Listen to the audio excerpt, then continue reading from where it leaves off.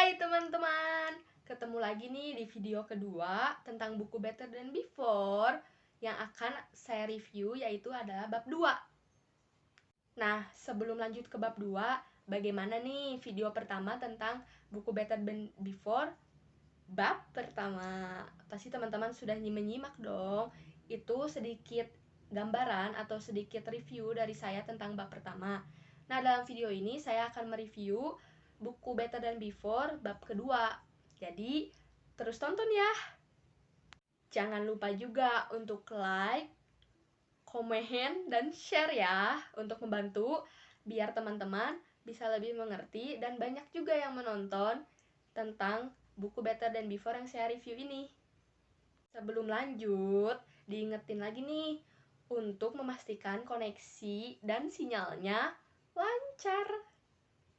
Jangan lupa juga untuk ikut baca buku Better Than Before, karena benar, buku itu tuh banyak memberi pelajaran baru untuk kita, apalagi untuk diri kita sendiri. Bagaimana kita mengenal diri sendiri, bagaimana kita mengenal kebiasaan pada diri kita sendiri.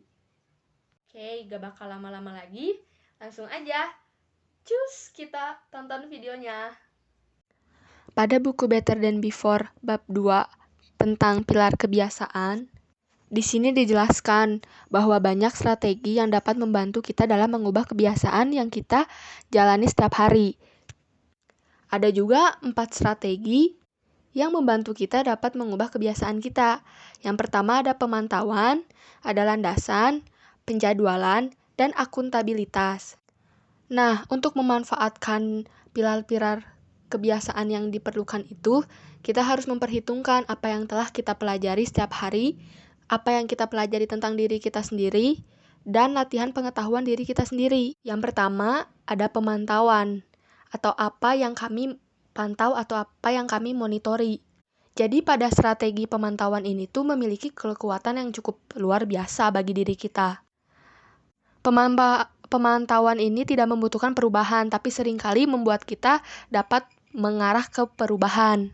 Dalam buku Better Than Before ini, pemantauan yang dimaksud di sini yaitu tindakan yang dilakukan yang mengarah pada sebuah perubahan. Ada juga pengukuran diri membawa kesadaran diri, dan kesadaran diri memperkuat pengendalian diri kita sendiri. Ada juga langkah kunci dari strategi pemantauan ini, yaitu mengidentifikasi dengan tepat tindakan apa sih yang kita pantau ini.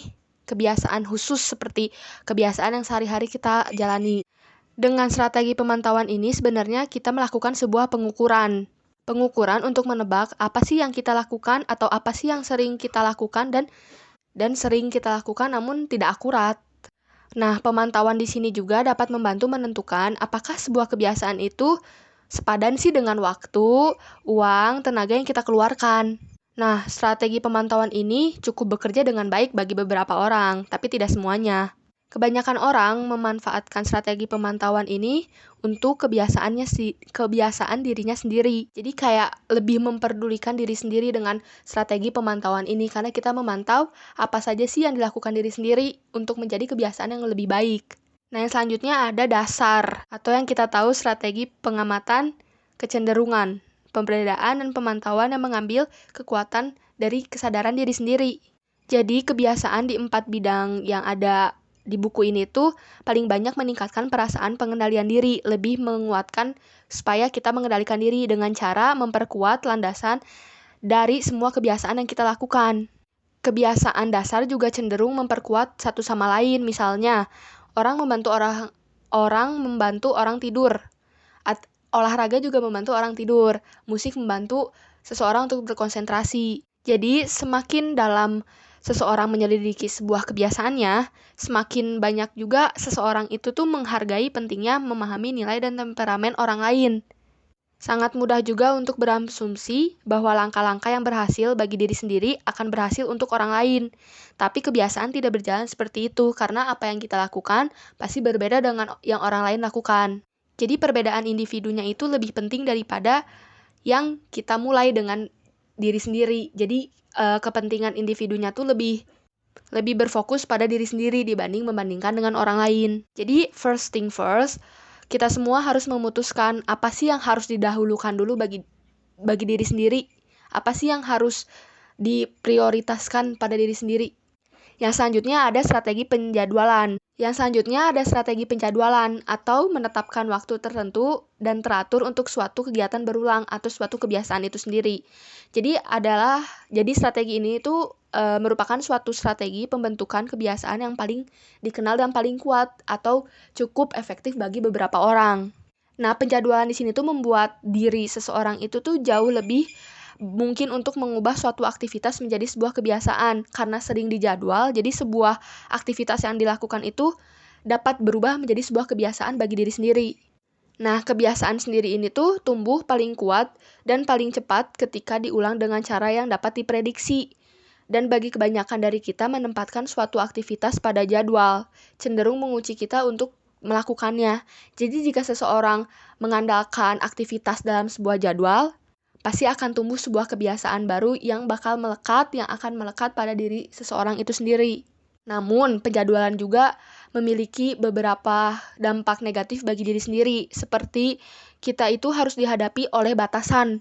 Jadi, karena setiap hari kita mempunyai penjadwalan kegiatan, itu akan membatasi kegiatan kita yang spontan atau kegiatan kita yang refleks dilakukan di luar dari penjadwalan itu sendiri. Jadi, bagi kebanyakan orang, banyak yang memutuskan untuk menggunakan metode penjadwalan ini tuh untuk memulai kebiasaan yang ambisius.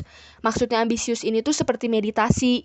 Karena kan meditasi itu memusatkan perhatian, memusatkan diri kita kepada suatu hal. Nah, karena penjadwalan yang terus diulang setiap hari itu dapat membuat kita fokus akan si meditasi itu sendiri.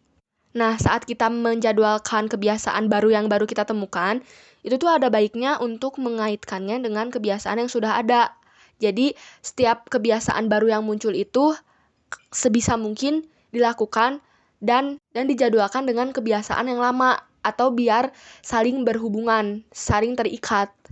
Nah, untuk menerapkan strategi penjadwalan ini sendiri, kita harus memutuskan kapan dan seberapa sering suatu kebiasaan harus terjadi. Nah, umumnya ini tuh terjadi pembentukan kebiasaan berfokus pada kebiasaan yang tetap atau kebiasaan yang selalu terjadi dalam hal yang sama atau tanpa pikiran sadar atau tanpa kita sadari. Kita juga dalam metode penjadwalan ini kita bisa membuat atau kita bisa menulis kebiasaan-kebiasaan yang kita lakukan atau kegiatan yang biasa kita lakukan dalam secari kertas untuk dilihat bagaimana sih prosesnya setiap hari atau penjadwalan yang ditulis di kertas ini tuh sama nggak sih atau bisa berubah gak sih dari hari pertama, selanjutnya, dan selanjutnya.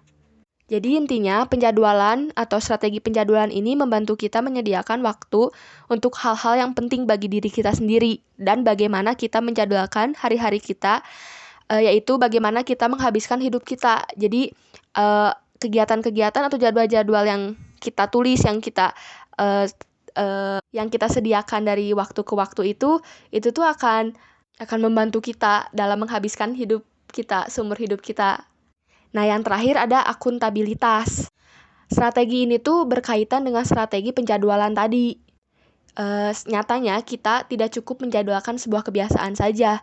Kita juga harus benar-benar mengikuti kebiasaan itu sendiri. Jadi, semakin banyak jadwal-jadwal kebiasaan yang kita tulis, yang kita kerjakan, nah kita juga harus benar-benar mengikuti kebiasaan itu. Nah, akuntabilitas di sini ini berarti kita menghadapi konsekuensi atas apa yang kita lakukan. Bahkan jika konsekuensi itu hanyalah fakta bahwa orang lain sedang memantau kita. Maksudnya, konsekuensi dari segala hal, segala kebiasaan yang kita lakukan itu pasti ada dampak, pasti ada konsekuensi bagi diri kita sendiri maupun orang lain. Akuntabilitas di sini juga adalah faktor yang kuat dalam pembentukan kebiasaan dan fitur yang ada di mana-mana dalam hidup kita. Jadi, jika kita yakin bahwa seseorang berperilaku pada kita, itu tuh pasti ada pertanggungjawaban atas tindakan yang orang lain lakukan. Begitu pula dengan kita, segala sesuatu yang kita lakukan pasti ada pertanggungjawabannya. Ada juga nih cara lain untuk memanfaatkan strategi akuntabilitas ini sendiri, yaitu ada beberapa mekanisme yang memperkuat kebiasaan kita dengan mengunci kita dalam sebuah keputusan. Jadi maksudnya semua kebiasaan yang kita lakukan itu kita harus berpikir bahwa itu tuh akan mengunci kita pada sebuah keputusan. Ada pertanggungjawabannya, ada hukumannya dari hal-hal atau kebiasaan-kebiasaan yang kita lakukan setiap harinya. Nah, semua 4 kecenderungan ini bahkan menemukan akuntabilitas berguna untuk mengembangkan kebiasaan. Jadi, banyak kecenderungan-kecenderungan yang berguna untuk mengembangkan sebuah kebiasaan. Jadi oleh karena itu, ketika mencoba membentuk suatu kebiasaan, kita harus dapat memanfaatkan pengawasan, tenggat waktu, dan konsekuensi dari keterlibatan akuntabilitas itu sendiri. Ingat bahwa strategi akuntabilitas ini tuh bertanggung jawab, artinya kita bertanggung jawab pada diri kita sendiri. Tetapi orang lain tidak melihat dunia seperti yang kita lakukan. Orang lain tidak bisa bertanggung jawab atas semua perbuatan atau semua kebiasaan yang kita lakukan.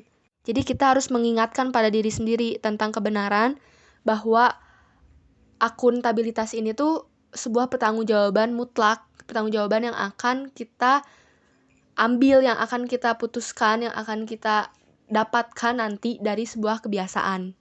Nah, pada bab ini juga ada waktu terbaik untuk memulai. Di sini, maksudnya setiap permulaan memberikan peluang penting untuk pembentukan kebiasaan. Karena permulaan kemungkinan ada 2 elemen yang kuat tuh untuk bergabung. Ada kebaruan dan kebiasaan. Kebaruan dari awal tuh yang baru menghapus kebiasaan kita sebelumnya. Dan ketidakhadiran itu memungkinkan kebiasaan baru untuk masuk. Dengan sedikit usaha yang kita lakukan itu, kita dapat memanfaatkan jendela kemungkinan ini untuk membentuk kebiasaan yang kita inginkan. Bagian ini tuh membahas 3 strategi yang mengambil kekuatan mereka dari upaya baru, keadaan baru, dan ide baru. Yang pertama, cukup untuk dimulai. Maksudnya ada langkah pertama dari beberapa strategi pembentukan kebiasaan, seperti pemantauan atau penjadwalan. Kita membutuhkan lebih banyak waktu untuk dimengertikan. Sewaktu kita mempelajari sebuah kebiasaan, kita perlahan mulai menyadari betapa pentingnya waktu permulaan. Dan iya, langkah pertama itu cukup sulit bagi kita. Setiap langkah pertama dari setiap metode yang kita lakukan dalam sebuah kebiasaan, dalam buku Better Than Before ini, memang tidak semudah dibaca, emang tidak semudah dilakukan. Contohnya, kita bertahan dengan suatu kebiasaan yang bisa sangat sulit jika kebiasaan itu tidak membuahkan hasil yang mencolok. Maksudnya, meskipun ada kepuasan mengetahui bahwa kita melakukan yang terbaik untuk diri sendiri atau menahan diri sendiri pada niat yang kita miliki, faktanya jarang sekali kita mencapai hasil yang sesuai atau hasil yang seekspektasi dari yang kita pikirkan. Kebiasaan itu adalah perilaku yang diikuti selamanya, tanpa keputusan, tanpa perdebatan, tanpa henti, dan tanpa garis finish. Nah, di langkah awal ini, sekali lagi disinilah kita harus memutuskan atau tidak memutuskan atau memutuskan datang untuk menyelamatkan diri sendiri. Maksudnya, kita bisa meninjau lagi kebiasaan yang kita miliki. Kita bisa berpikir, oh inilah yang saya lakukan hari ini. Jadi kita harus percaya kebiasaannya. Kita mengambil langkah pertama itu secara berulang-ulang. Yang selanjutnya ada sementara menjadi permanen atau clean slate. Setiap permulaan adalah waktu kekuatan khusus untuk penciptaan kebiasaan. Dan pada waktu-waktu tertentu kita mengalami lembaran yang bersih di mana keadaan berubah dengan cara yang kemungkinan awal yang baru jika kita waspada akan peluang. Jadi di sini tuh lebih ditekankan bahwa kita pasti menemukan beberapa peluang tambahan untuk kebiasaan yang kita miliki. Jika kita membuka mata kita melihat keadaan sekitar, kita pasti dapat menemukan peluang-peluang yang dapat membantu kita itu. Yang selanjutnya ada data point of one atau petir. Maksudnya di sini tuh apa sih? Nah, perilaku hidup kita adalah cerminan sejati dari pikiran kita. Bahwa perilaku yang kita lakukan dengan pikiran kita itu pasti terhubung, pasti terikat. Nah, dari strategi-strategi ini tuh banyak sekali bab 2 ini yang saya pelajari, yang saya dapatkan dari bab 2 yang saya baca. Bahwa cenderung kebiasaan itu erat kaitannya dengan pikiran, erat kaitannya dengan jadwal-jadwal yang kita lakukan, dapat membantu kita untuk menemukan sebuah peluang, dapat membantu kita untuk bisa mengambil kebiasaan yang baik. Dan di akhir kita pasti ingin mendapatkan hasil terbaik atau efek terbaik atau pertanggungjawaban yang baik dari semua kebiasaan yang kita lakukan. Jadi, Ada banyak waktu untuk kita dapat memulai. Kita tidak ada kata terlambat dalam memulai sesuatu, seperti halnya dengan sebuah kebiasaan. Tidak ada kata terlambat dalam memperbaiki sebuah kebiasaan atau menemukan sebuah kebiasaan yang baru. Nah, bagaimana teman-teman? Gimana nih penjelasan review bukunya? Bab kedua loh ini, ada 4 bab besar yang akan aku review. Jadi, setelah tonton video yang kedua ini, tunggu lagi ya ada video bab ketiga dan bab keempatnya. Oke, sampai ketemu lagi di next video. Bye!